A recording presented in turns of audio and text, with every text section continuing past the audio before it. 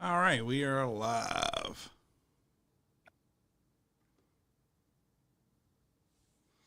Oh, Wahaha.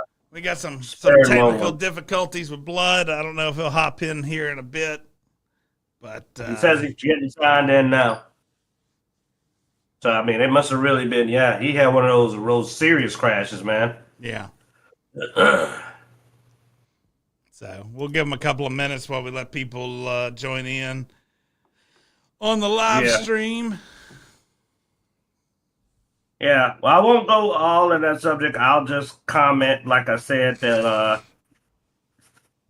it's amazing when we started overruling our judgment and our instincts, where you can literally look at something or someone and go, I don't think this is a good idea. Or I think maybe we need to keep an eye on this. And we've trained ourselves to not obey these that are real survival based instincts and better judgment, which usually you accumulated over a long life of experiences, and tell yourself something's true that's not true, or something's not the way it looks like. And then later on, when everything goes down that way, you're like, oh no, the person that I never would have probably let Well, in this it's situation because it's did the because thing it's that I was because worried on to do. those judgments can be wrong, but we can't you can't 100% let your guard down. Just because. Well, that's what I said. I didn't say don't. I said we would have kept an eye on the situation. You would have Yeah. kind of said, let's keep eyes on this. There's a lot of room for this to go wrong. Let's like normally I would be very wary. You could still be wary. But no, it's like, no, everything's fine. They would never. Yeah. Let me tell you But something. I You mean, the should never fact that say they the would fact never. that it went on for 7 years before anybody caught on, yeah, nobody was paying attention. They would never is a very dumb idea to take.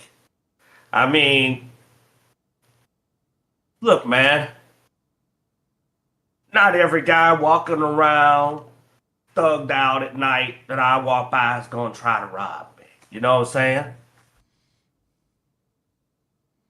But 7 out of 10.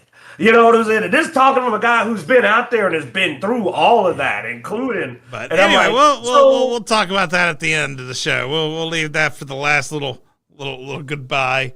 Don't want to get into too much detail, man. I mean, it's just, I mean, backed up. But yeah. If we have time, we'll chat about it a bit. Just because it's voice acting, it is yeah. in the wheelhouse. And you know I me just and logged in my, and it sounds like you're talking about my ex-wife. and you know I have mad beef with voice actors in general. You know me, me and voice actors have bad blood because Crunchyroll and whatever they were called before that, I forgot the name of the group, is filled with some shady Funimation. folks. Funimation, is that where? Yeah, and the Pacific group, I forgot the name of, that was doing DBZ, Yeah. taught me that, man, you don't want to know who's on the other side of that voice acting because they got a little bit of power, a little bit of money, and all of a sudden it got dirty.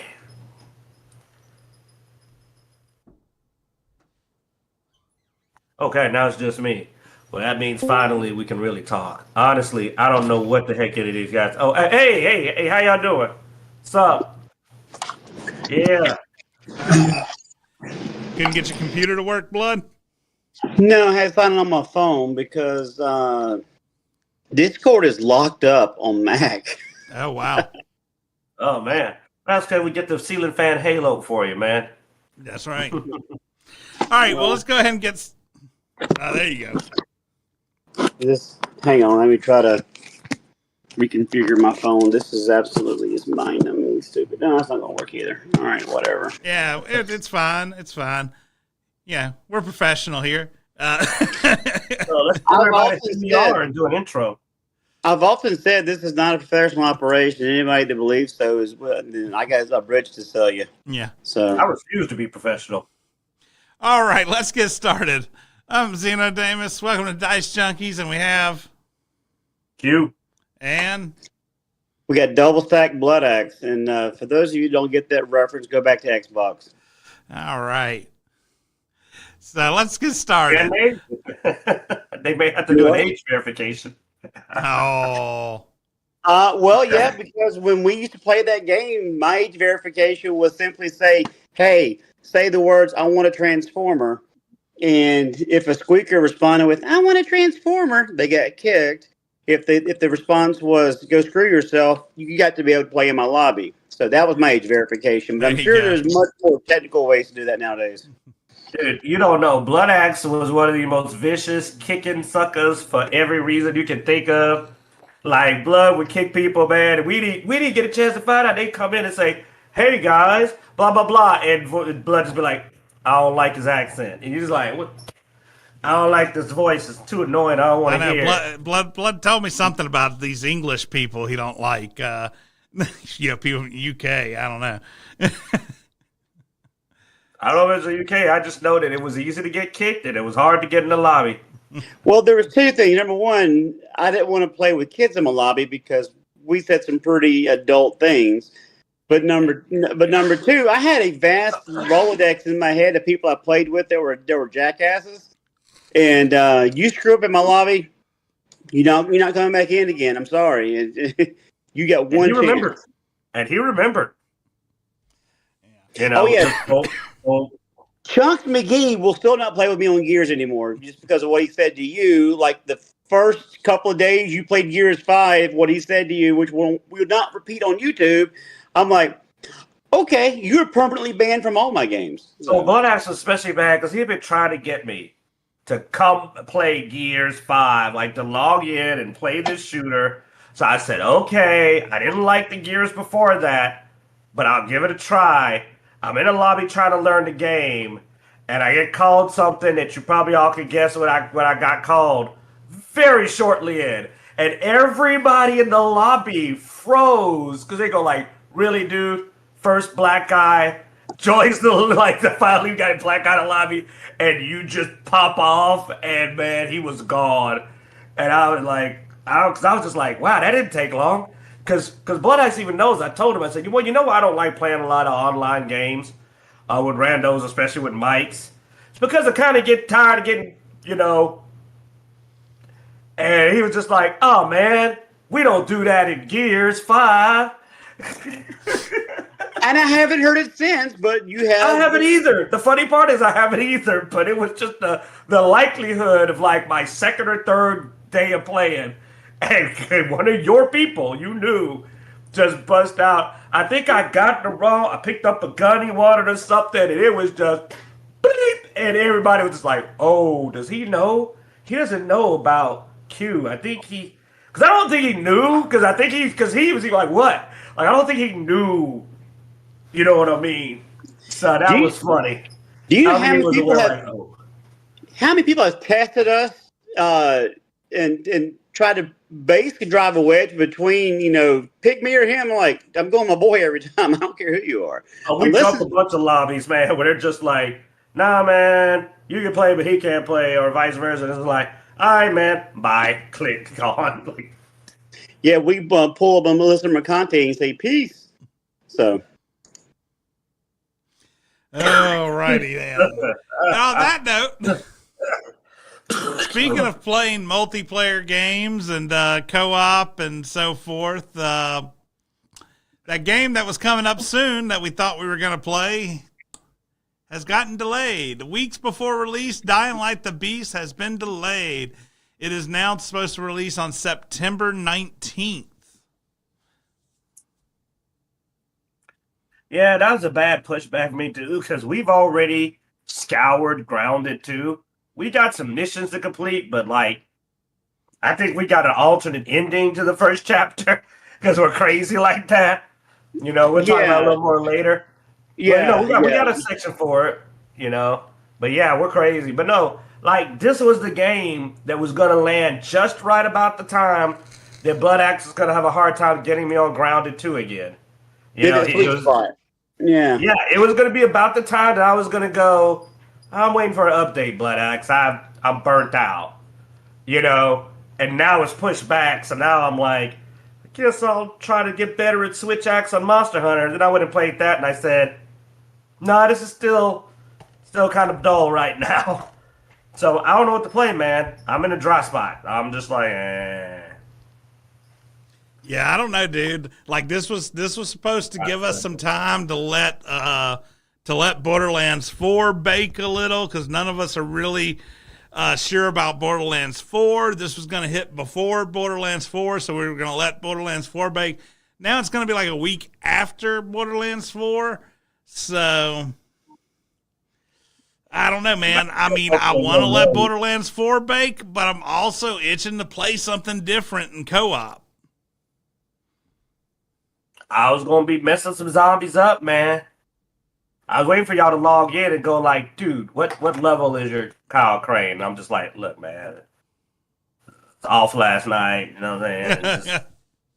I thought I wanted to fight a Night Hunter with the rusty, board and rusty nail in it. See if I can pull it off. But no, like that. Now our co-op games are going to slam right down on top of each other.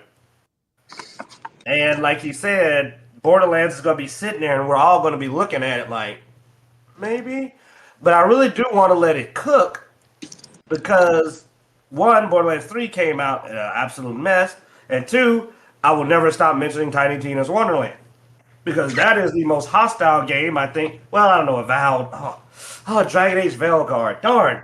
Okay, it is amongst the top 3 most hostile games I've seen put out. Where, like, I felt like it was an actual, like, we hate you so much, so we made this game. We actually hate you, your customers, and the people that like our games so much. So we made a game that is the biggest middle finger we could pull off. Well, actually, Veilguard's a middle finger. Oh, I'm sorry. Go ahead, man.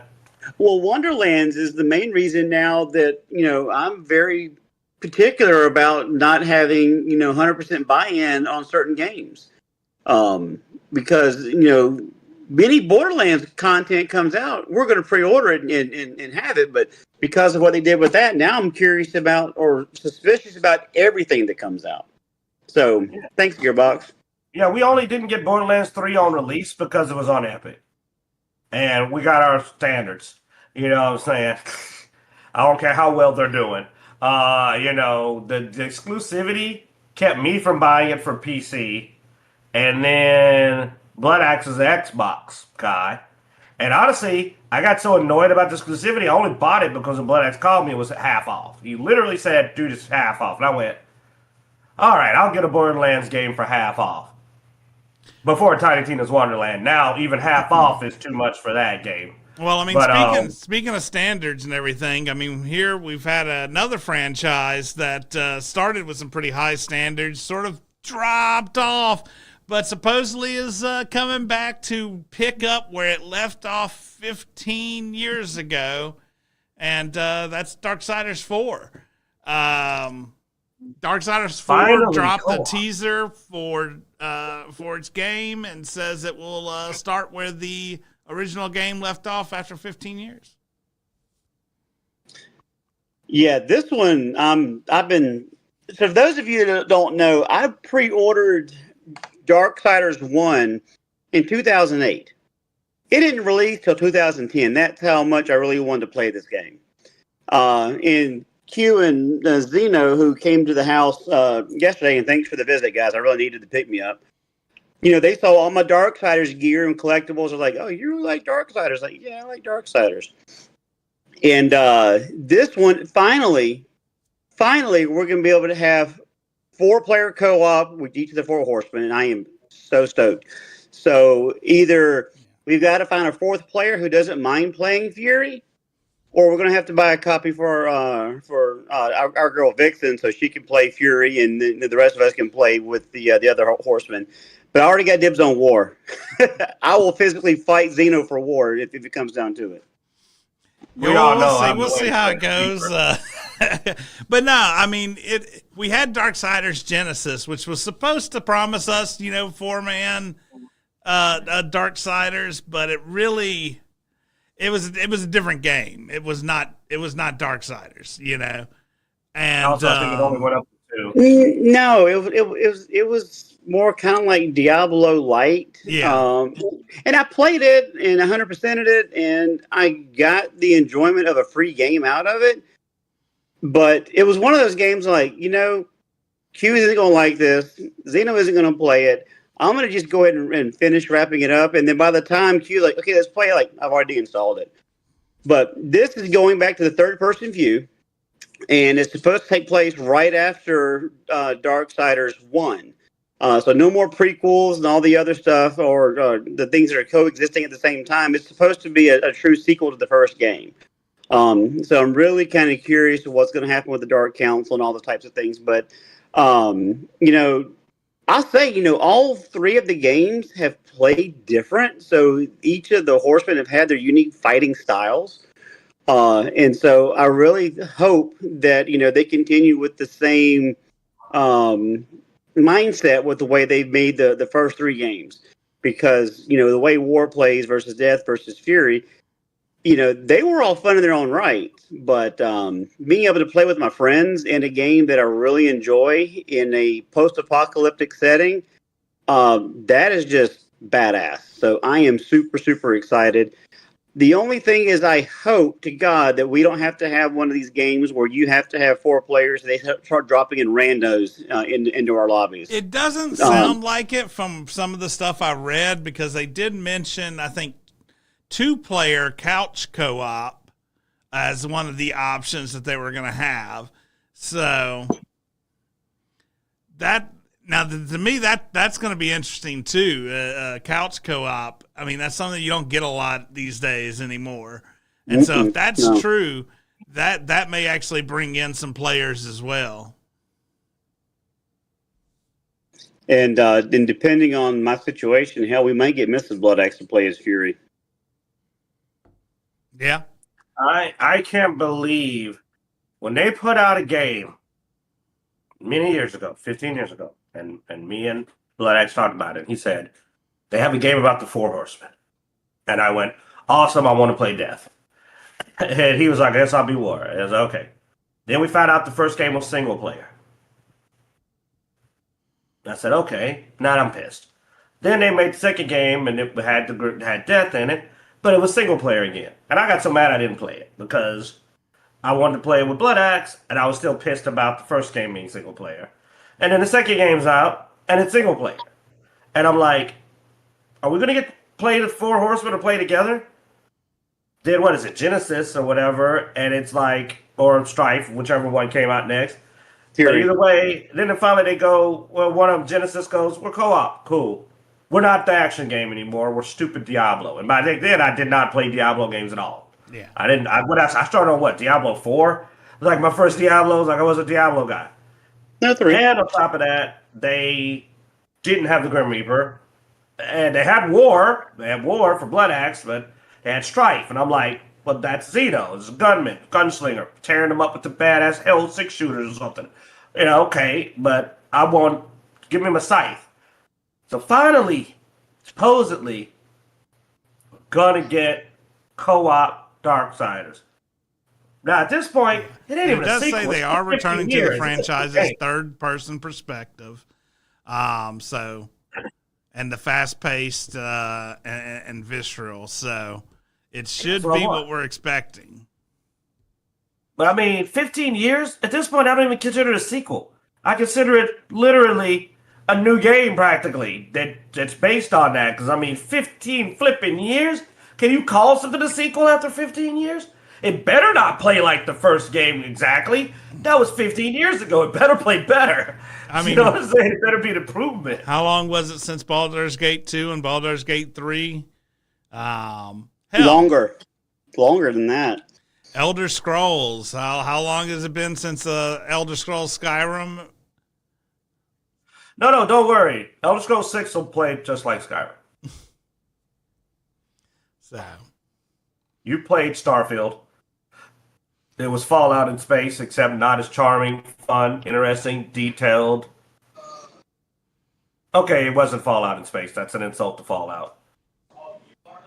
No, it was a terrible game. They made No Man's terrible. It was mediocre. It was what Obsidian aims for. Starfield is super mediocre. Obsidian would have been proud of it. If it would have been Fallout in space, that would have been fun. Oh no, it would have been amazing. Yeah. But yeah, no, that game just completely missed the mark. And my computer's back up, so I'm gonna try to flip over. So hang on.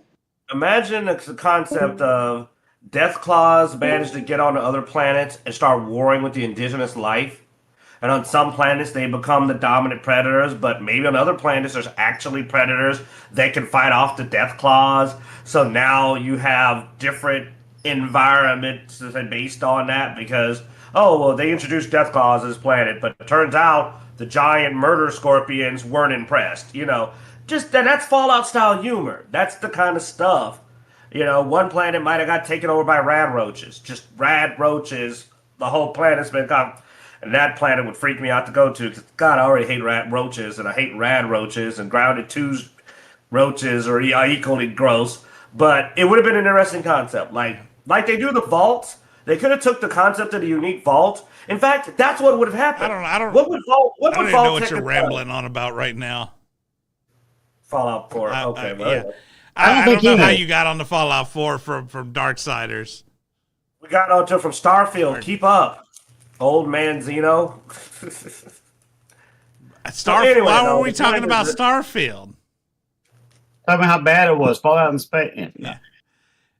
No, we were talking about sequels to games and just. I know. I was just stopping a long rant on something that I didn't care about.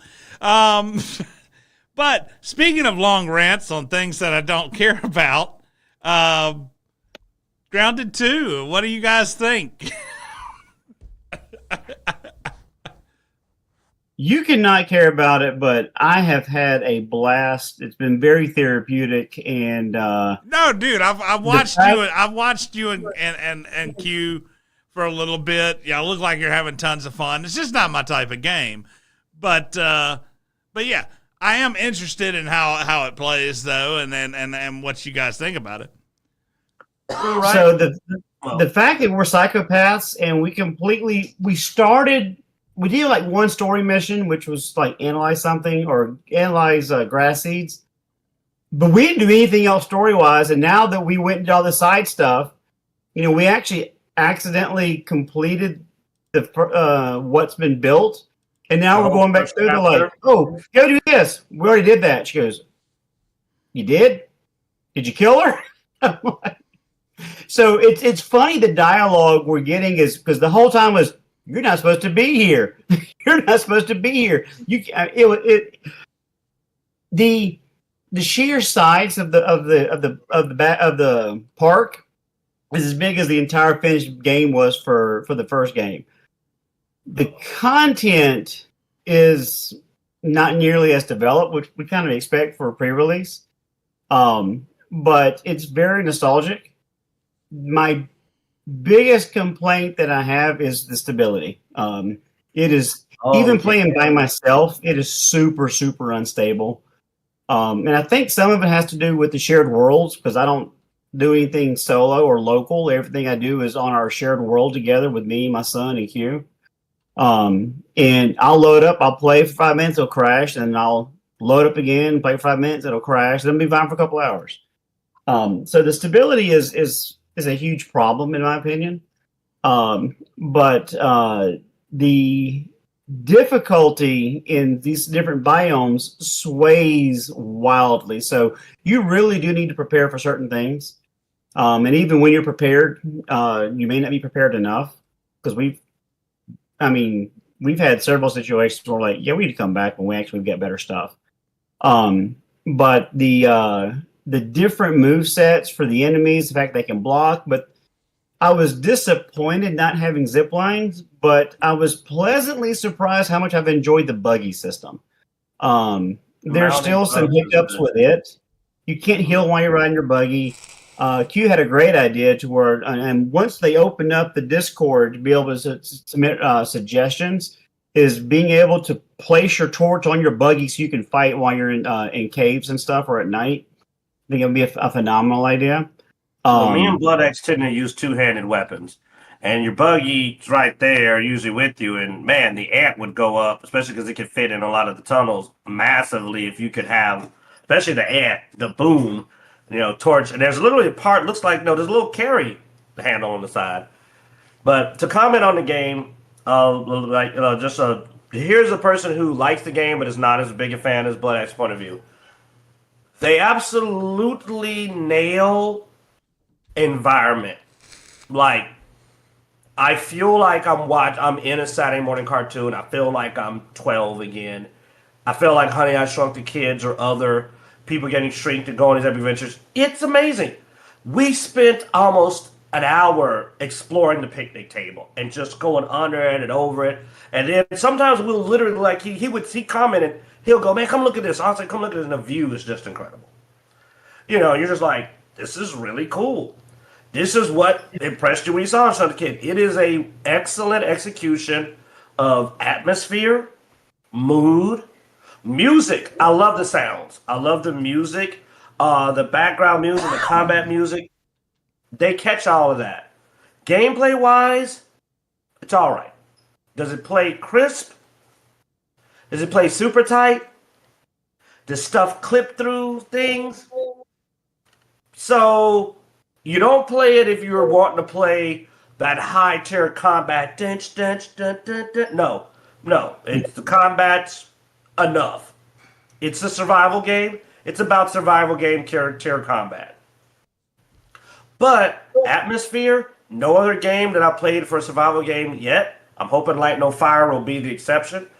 No other game I've seen out where they shrink you has caught that atmosphere and execution like Grounded 2. So atmosphere and music and just exploration, thrilling. Gameplay, acceptable is the word I'll use. Content, lacking. But for all its size, huh? But early release, so there should be early more access. content. No, I was going to get in that, but it's early access. That's what happens when you join an early access game. Is there a lot to explore? A lot. Is there a lot to do? If it relates to building and exploring, yes. But story, no. Yeah, story, no. But if you want 100%, if you want to unlock all your mutations or perks or whatever you want to call them, I mean, the fact you got to get 200 kills for each of the 5 fighting styles is going to take a while. You don't have to, Bloodaxe. You're crazy, and that's weird because I'm using the grinder, but I have no desire to get those 200 plus kills for every style in that game, man. It took me forever to get my staff. No, I got 3 max, and now I'm working on my scythe. So, yeah, he's hardcore. Like, I will probably eventually do scythe. I do like scythes. I'll probably eventually get bored enough with the staff to go scythe when I can build a proper full Reaper scythe. Because I want to, again, we know me. We just talked about that. But yeah, so from a fan, Bloodaxe, everything he was hoping, or at least it definitely hit those spots. For me, I would suggest that it's a one-of-a-kind experience. The environment. The first game was incredible. The second game, normally second games don't pull it off again. No. I literally was talking to him, and I'll just be like, man, I love the way this looks. And, all right, check it out. I like the way they executed this thing. It really does look like a cartoon, a Saturday morning cartoon. I feel like they're doing exactly what they should be doing with that. Now, not a big fan of the first main opponent. I feel like it's a little Obsidian-y. I could be wrong, but there's a lot of signs because, she's smarter than you and better than you, even though she's a new character and she's already more proficient. She talks down to you most of the game. Oh, well, if you keep up, but you're not as smart as me. And I'm just like, oh, God, one of these. But honestly, sadly, Saturday morning cartoons did used to introduce that character. Everybody acts like the Mary Sue's new. No. Mary Sue's been around a long time. I remember it way back when I was a kid where your favorite show would suddenly introduce the super awesome female character that was better than everyone else and instantly can fight, I can fight Snake Eyes better ninja than Snake Eyes, or I'm as strong as He-Man and can juggle them. And yeah, So it's not a new concept. So maybe that's in theme too. I gotta be fair. I do remember that. It may be that in itself is in theme with the Saturday morning cartoon. I don't know. There you go. Bloodaxe, I saw it looked like you streamed some on Twitch of it. Day one, yeah. Yeah. So you plan on streaming anymore or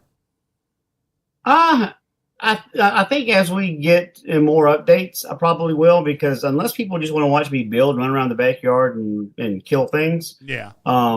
I wish I'd streamed the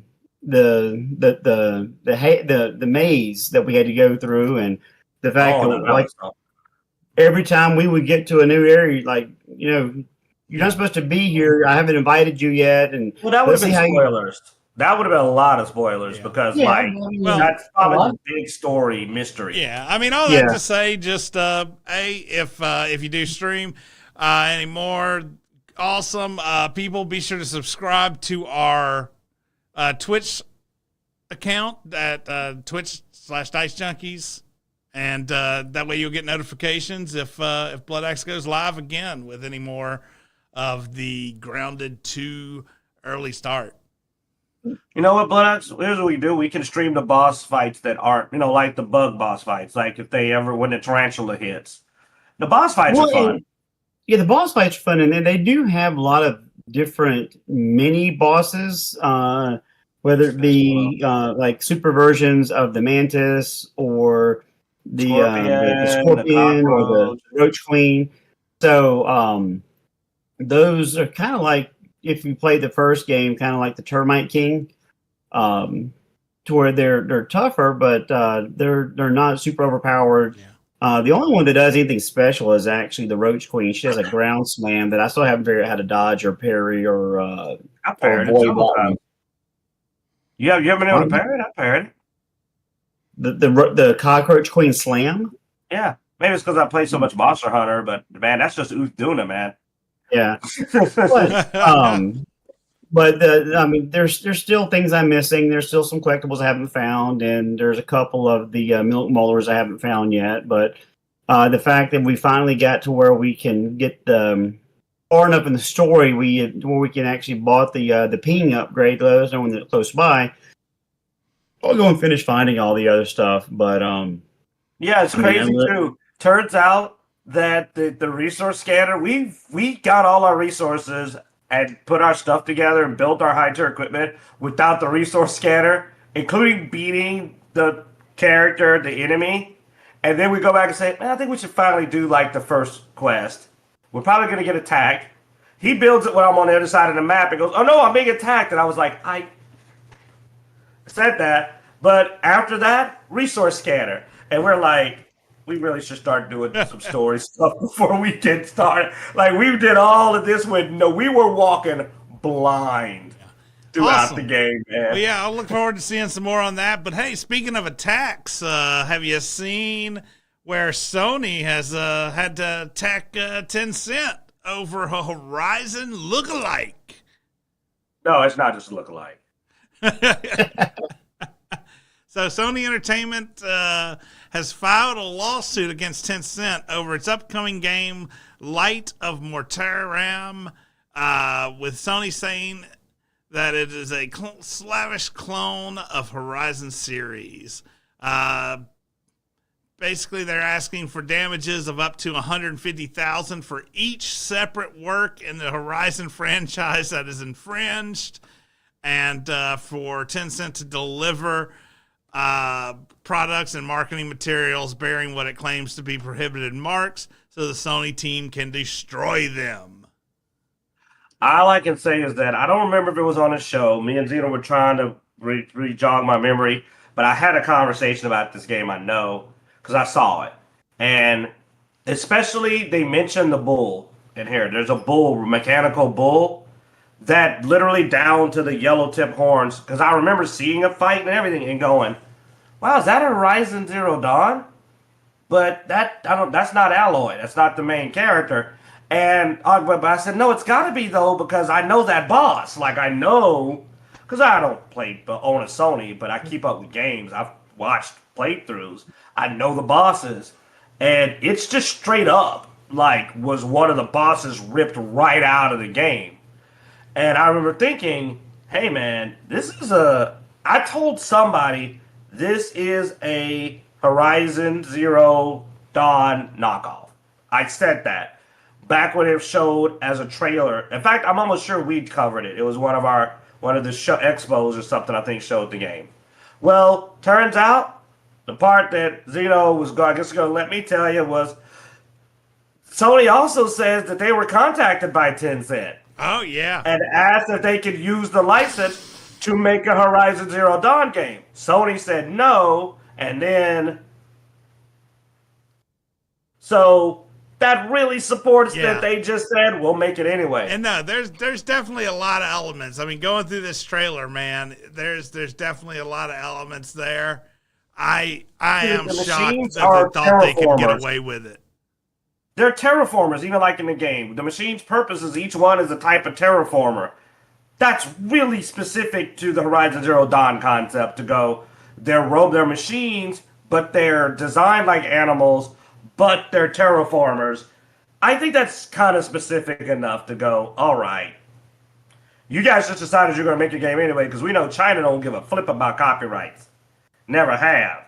Well, dude, and that's the thing. I mean, we also know Tencent and Sony have mutual investments and all this stuff, and we kept saying every time, it's like, I don't know if I'd get in bed with Tencent, man. I don't know. Well, now they have one of Sony's biggest franchises in mutual investment.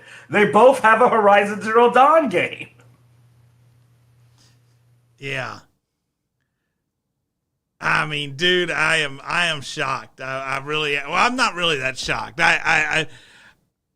It almost puts a secret smile on my face just because I can say I said, I told you so. But yeah, you did. You were one of the main ones that said Sony shouldn't be messing with Tencent. They're gonna get burned, and it's like, yeah. And Tencent, they ain't gonna give them crap. If they're gonna have to pull it from their bloody dead hands, man. They're not gonna give them a dang thing. And if they do have to give it to them, well, they'll get them back. The bad thing is, dude, I looked at this trailer. This game looks a little more fun than Horizon Dawn to me. I know, it looks better. Yeah. I would play that over Horizon Zero Dawn. Combat looked more interesting, especially some of the parry. I think it had parry mechanics in it that looked pretty cool. Plus, Alloy's last outing, man, I don't know what happened. She's been hitting the Oreos or something, so, I ain't feeling her. So, I would play this one first, being honest. Because, dude, I played Black Myth Wukong. That game was freaking good. And Wu Chang, not bad. It's an okay Dark Souls. It's more Dark Souls than Black Myth Wukong, which is a disappointment. I don't know if it's better than Wo Long or not, but Black Myth Wukong was amazing. And Where the Winds Meet beta, I had a great time.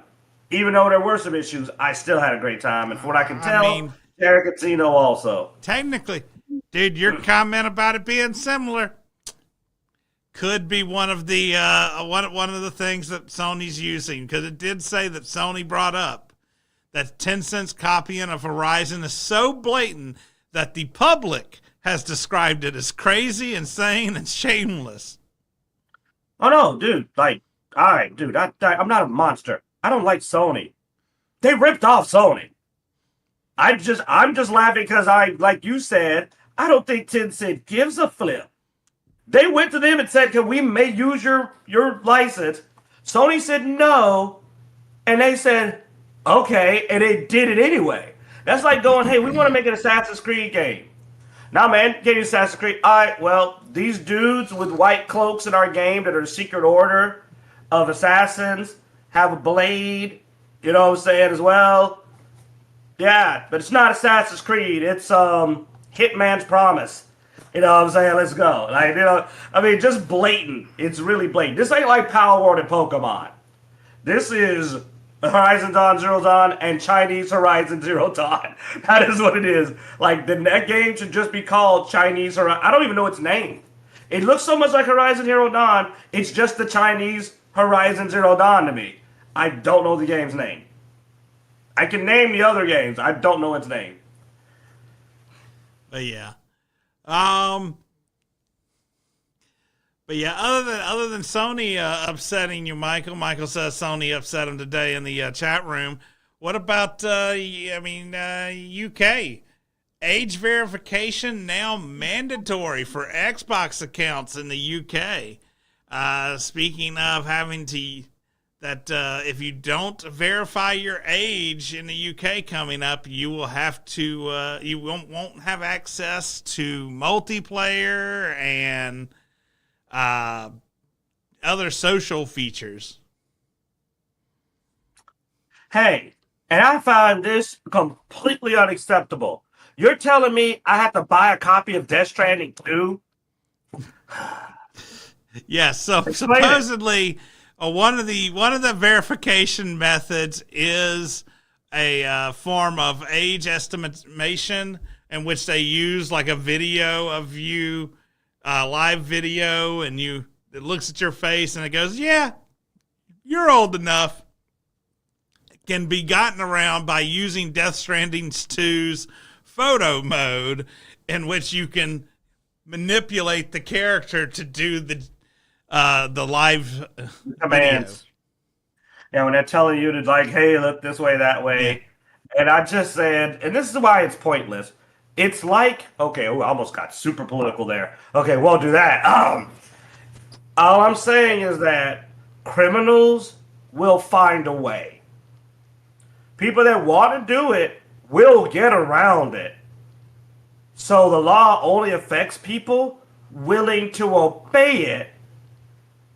Everyone else is just going to get around it. And everyone already knows one way to get around it because we just told you. Might have should have thought that. No, it's in an article. So, we didn't tell you. We're telling you what the article is saying. But, yeah. But no, dude, I'm not going to send my driver's license to random sites just to play a game or give them my credit card other than to make a purchase. And that's the other options is credit card, driver's license, send a video of yourself. And was there a fourth one? I don't remember. But all of them feel invasive, probably very easy to fool with a little bit of effort. For example, I know at least 3 people I can get their driver's license before they notice. Probably take them a day or 2 to realize it's not in their wallet. How often do you check your wallet for your driver's license? Think about it. You take your driver's license out when you get pulled over at traffic stop. I was about to say, I look old enough now where nobody asks me for my ID for age verification when I'm out and about. So, and honestly, dude, people probably selling it. Yo, man, sign up at this site. I'll send you a copy of my dead uncle's driver's license. Because are they really going to make sure you're not deceased? How far are they really going to go with this? Dead people vote, apparently. Why can't they also buy games? I don't know, man. I've heard a lot of weird things with the UK. I'm not in the UK, so I'm not going to go into them. But yeah, I've heard about protests and stuff like that being stuff. Now, they do say many non-profit organizations, such as the Electronic Frontier Foundation, has spoken up against this bill, but I'll be honest, my biggest concern here in the U.S. is that the U.S. will look at this and go, that's a good idea, because they do that shit sometimes with the stupidest things. And well, my concern too is I'm old enough, so it's not an issue for us on age. It's not an issue on age, it's an issue on identity theft and transferring all this stuff over. Sony gets hacked all the time already. And I know these chuckle fucks ain't going to put effort into protecting the data. They don't even care about the data. In fact, they'll probably sell the data. Let's be real. They'll probably sell the data. I don't want to give them my data. I don't trust them. At least I got somebody to sue. Can you sue them if they lose your data? Can you sue the age verification part of the government? Probably not. No, dude. Here in the U.S., dude. All they do is they just notify, hey, we had a breach, and once they have that, you're expected. As a matter of fact, I logged into GOG today because we were doing some of these articles that I had coming up. We had a thing on that GOG is doing, which is Good Old Games. So I'd logged in. I hadn't logged in forever. And when I logged in, I got a notification. Hey, the password you're using is was found as part of a data breach. And I'm like, well, crap. Okay. So I had to go and change all my passwords and all that stuff. I don't know how long it's been part of a data breach. If I hadn't logged in today using it, I hadn't logged into good old games in forever since the last time I played Cyberpunk, I would have had an account out there that had a breached password, So, I mean, yeah, they don't really care about our privacy and our safety that much. So like I said, it's an invasion of privacy in some cases. It's a very big cybersecurity risk in others.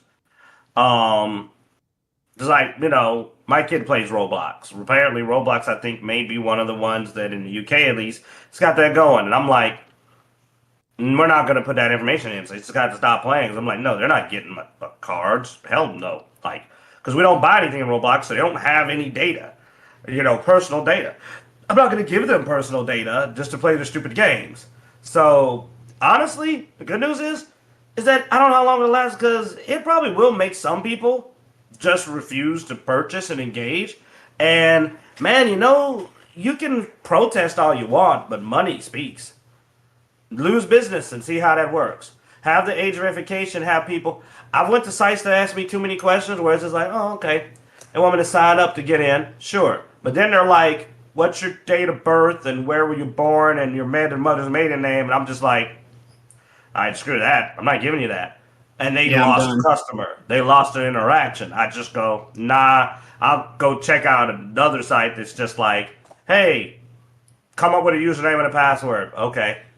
Well, I mean, on top of all that, one of the age verifications being through credit card or processing is just hilarious with what we already have going on with credit card processors. We talked about this last week, but I mean, it is still ongoing. Tons of people are upset about it. I mean, it does seem like from reading some of these articles and responses from people that the credit card company has turned a little bit on its responses. Like at first it was just like, shut up, pervert,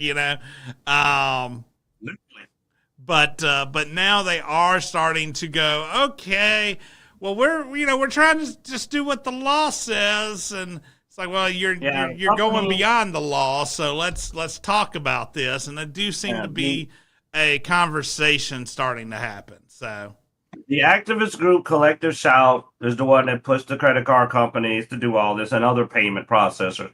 Well, there's been a big blowback. People have been calling them and asking them and petitioning and raising 9 degrees of heck, as you'd expect, because, yeah, we're not back in the day when people would just roll over, man. People raise hell these days. And crazy customer service was telling people, oh, shut up, you're just a perv, and hanging up on them, man. Like, well, guess what? That didn't go over well. So now they're like, well, hey, we're just trying to do the law. Because they realize it's like, oh, no, people ain't putting up with that. And I'm like, have you been seeing what's going on in the streets, man? You're cocky to do this. Like, people might show up in front of your building. Like, Visa might look out the front door and start seeing rows of people. These days, people are just angry. Well, and even the storefronts are starting to respond. Itch.io, one of the companies that was hit by these processors, has mentioned that it is trying to find other ways of processing or other processors. It also has actually re-added some of the content that it blacklisted due to this.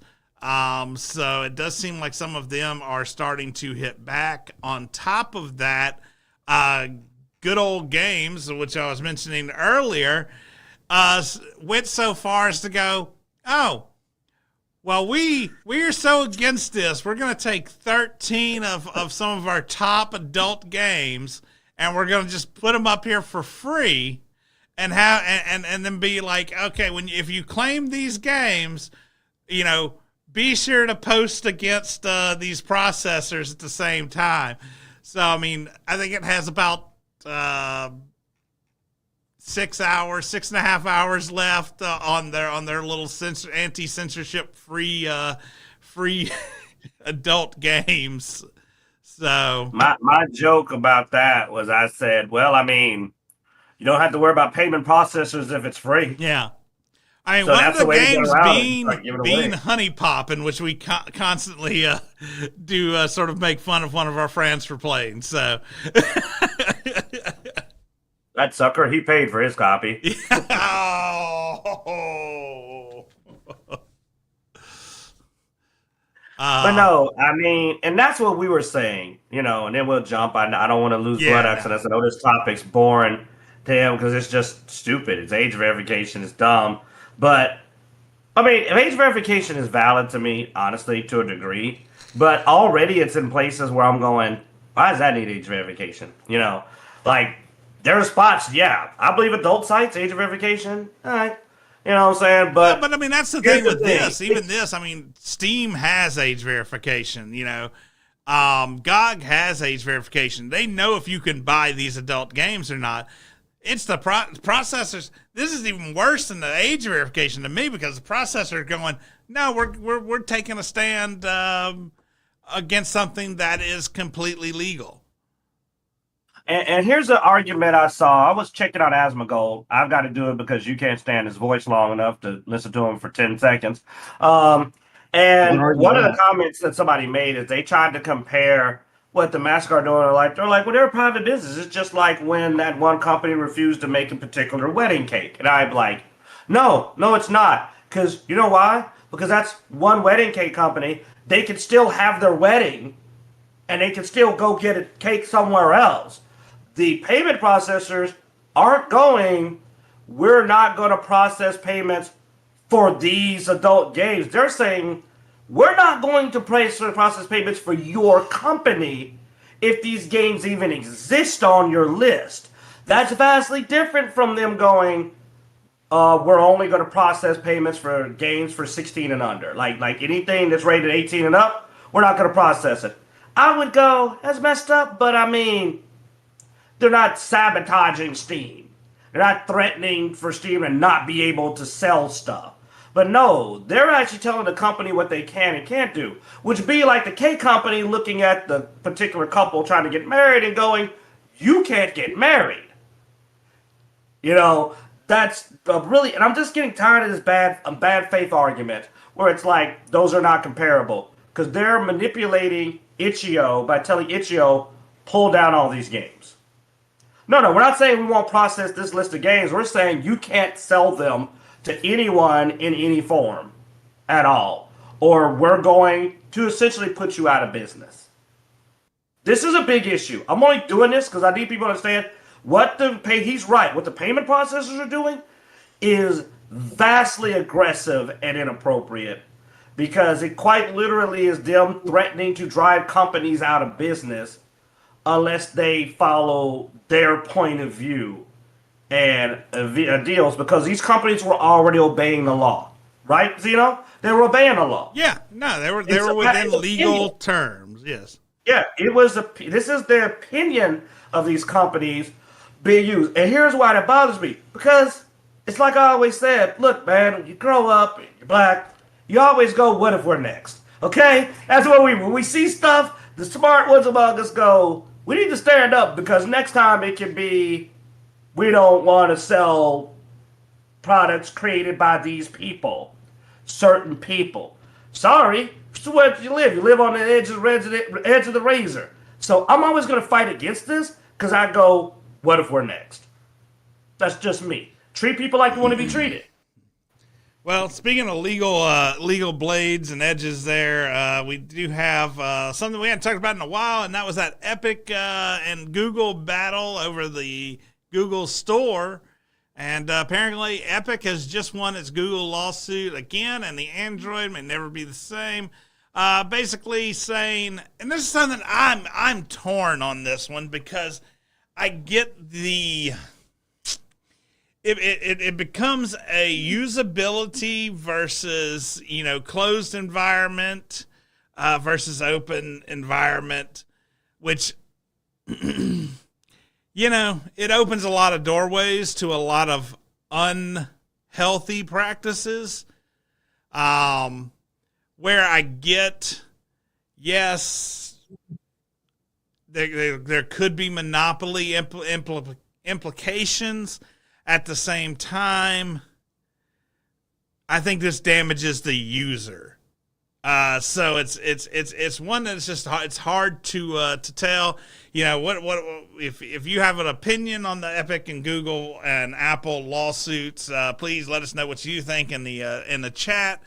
But needless to say, what do you think? The outcome has been that Google has to open its store, allow other people to put their own stores inside of Google stores so that they can do transactions bypassing Google's payments and bypassing Google's security, and basically just utilize Google's UI and phone without any kind of, I guess, reimbursement to Google. So it's a tough one. I don't know. It's a boring conversation though, so I'm not going to dwell on it much. But I got the short answer, man. It's bad. Now it's not bad for the right reasons. It's bad for the wrong reasons. Because you remember when this happened with Apple when they pulled it off. My concern is now Google ain't going to let that fly. So what are they going to do to get that money back? Whatever it is, it's going to probably screw the base consumer over because Google ain't going to allow themselves to lose money. That's the deeper thing is that Google's going to go, we're not going to go to our shareholders and go, yeah, we're now losing millions and billions of dollars we were getting off of our fees for our store and not have an answer. So what are they going to do to get that money back? We know Apple, they got all kind of dirty plans. My guess is that the quality is going to drop. Is that enough to get the money back? This is a lot of money, dude. Those were significant fees that were being paid to use the Google store and the Apple store. Significant fees. We're not talking about, say, you need to save $200,000-$300,000 operating costs. They got to bring that money back. And they're going to screw someone over to do it. And since they can't screw over Epic yet, now maybe we'll get lucky and they'll find a way to screw Epic over and get it. The judicial system sort of has their knee on Google's neck right now, though. Man, it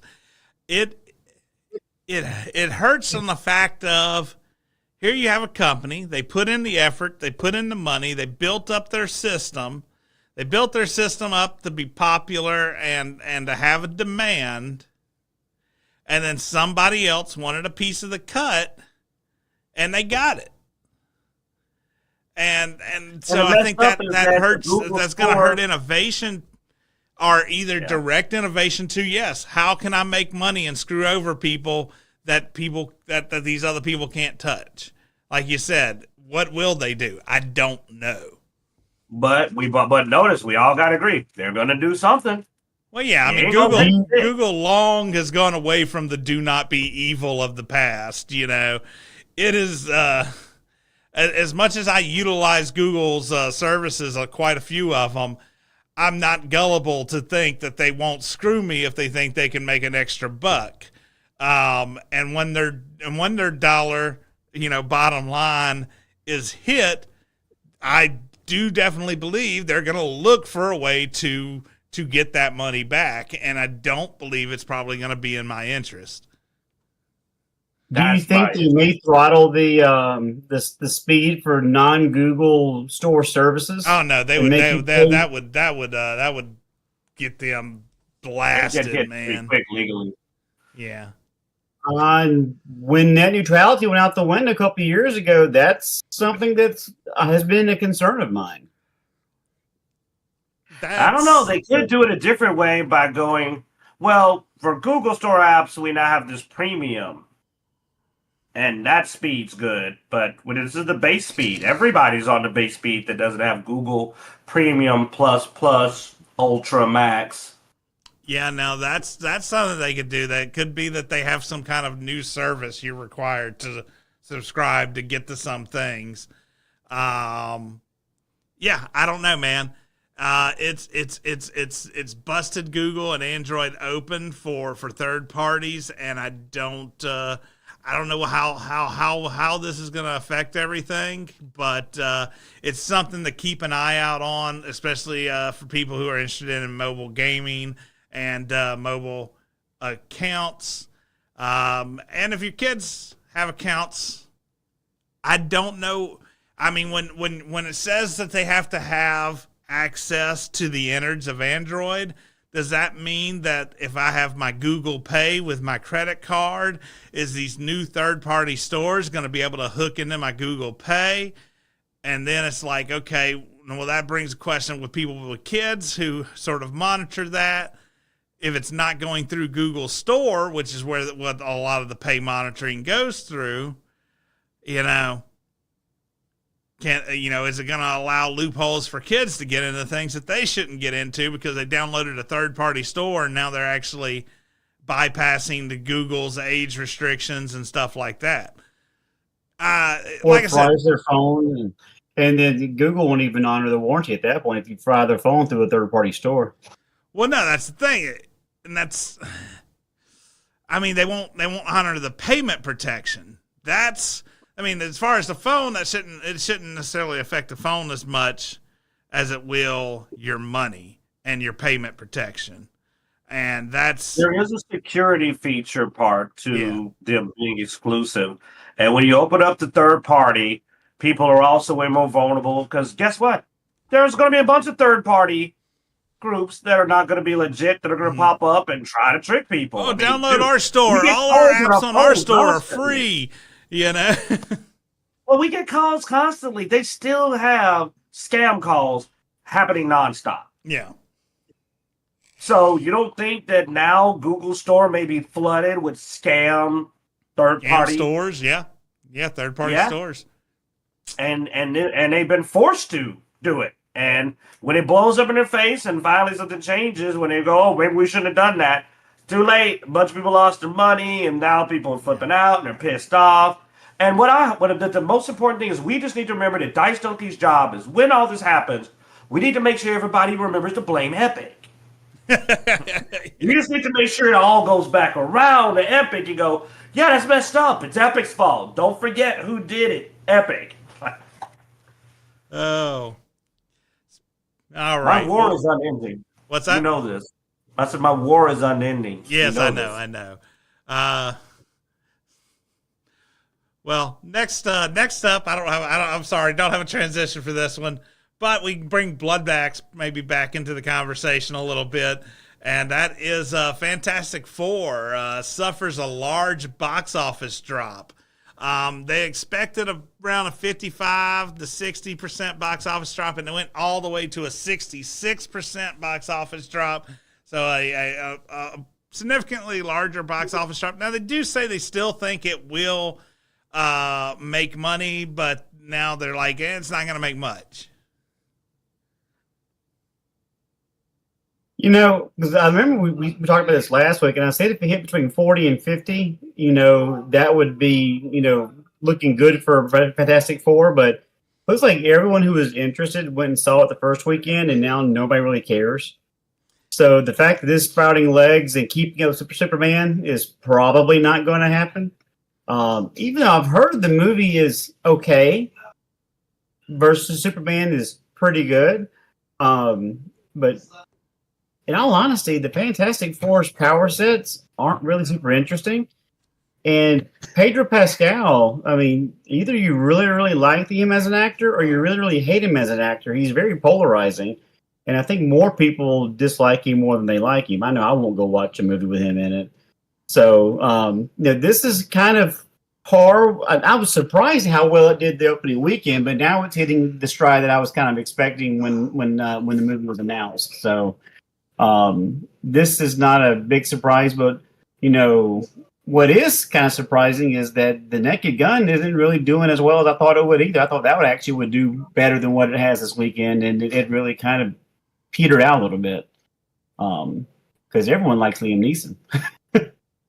So, Naked Gun, only pulled 17 million. So, well, I think unfortunately the time gap has caused a lot of people to not know what the heck they're doing.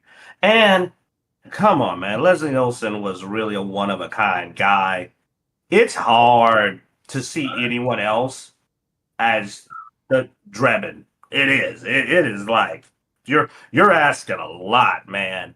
And I like Liam Neeson.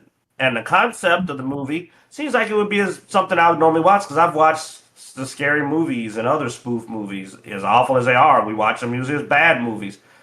I would watch it as a spoof movie and a comedy movie, but I don't think I'd walk out going, oh no, that's Naked Gun. I think I'd walk out going, that wasn't bad, good try. So I already that's how I feel like I would be about the best I would get out of it. But hey, I'm not surprised about the Fantastic Four drop off because there's this weird thing where Pedro Pascal is loved and hated very strongly. So I think the Pedros ran out to see it, along with the few normies who aren't really following how bad Marvel is and don't even know who the Silver Surfer is. And that's a decent crowd. But now, the staying power, those people also only watch the movie once. They're not like us. I've seen Avengers several times. You know, I've seen Spider-Man, Miles Morales, Beyond the Spider-Verse several times. Like we got a good comic book we like, we will see it more than once. You know, I've seen Endgame, seen both versions of the Avengers more than once. It's like, yeah, but normal people, they just go, hey, look, Pedro Pascal. Or they go, hey, look, it's a superhero movie, The Fantastic Four. Silver Surfer was always a woman, right? Yeah, I think so. They go see it, and they like it. Kids, ooh, let's go see the superhero movie. There's a big rock guy. You know, look at the rock guy. Clobbering time. You know, that's it. But the drop-off, I expected it, but it was doing so well, I'll lie. I won't lie. I got scared to really say if I was sure it would drop off. Now I'm like, it's about what I expected. All right. And the last thing we have is sad news and another reason why we should go to AI for voice actors, and that is another voice actor has been accused of grooming and soliciting. So it does seem that actor Kibba Walker, who is known for recently a couple of animes. I think it is Clavitus, Lazarus, and Windbreaker. Anyway, just another black eye for the anime voice acting community. Honestly, this is why I don't really have a big problem with AI and voice acting, man. It seems this community has had way too big of a share of bad behavior. Well, the problem is that anime has a lot of young fans. Voice actors act in anime. Thus, they have access to children. Now, there's plenty of jobs where people have access to children, and you don't constantly have these problems. But unfortunately, with voice acting, that does not seem to be the case. And I think it's because nobody vets them. They're not really vetted. I don't think there's a background check to be a voice actor. I don't think there's a citizen check to be a voice actor. I don't think there's a face check to be a voice actor. I think some of these people don't even go to a studio. They get sent the lines and they read it and send it back. So, yeah, you know. And I can't see the picture because of the way we do our Discord. But and I'm glad because if Bloodaxe saw it, he would have already probably freaked out because the picture is unique. I've already I saw it. You've seen him? Yeah. Yeah. And I'm going to say it. I'm not going to go crazy. I don't think you should say it, man. I really just don't think you should say it. Okay. I'm going to do it the nicest way possible. I need a babysitter. Door rings. Open the door. I see this guy. I'm going to tell him I'm good. Yeah. No, I get you.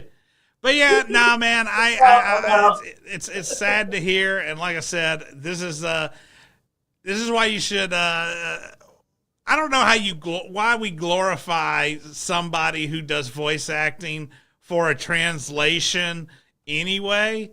But AI, man, solves all this. That's all I'm gonna say. What do you think? Let us know in the comments. We're gonna stop there, man. I don't want to go any further.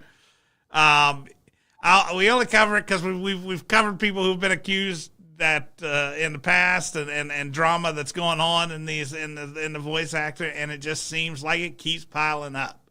But thanks for watching, guys. Be sure to go to Dicejunkies.com where you find links to everywhere we are online, Twitter, Twitch, Instagram, Facebook, all that good stuff. Be sure to like, subscribe, and hit that notification bell on our YouTube channel so you can get notified every week as we post. And as every week, We hope you enjoy.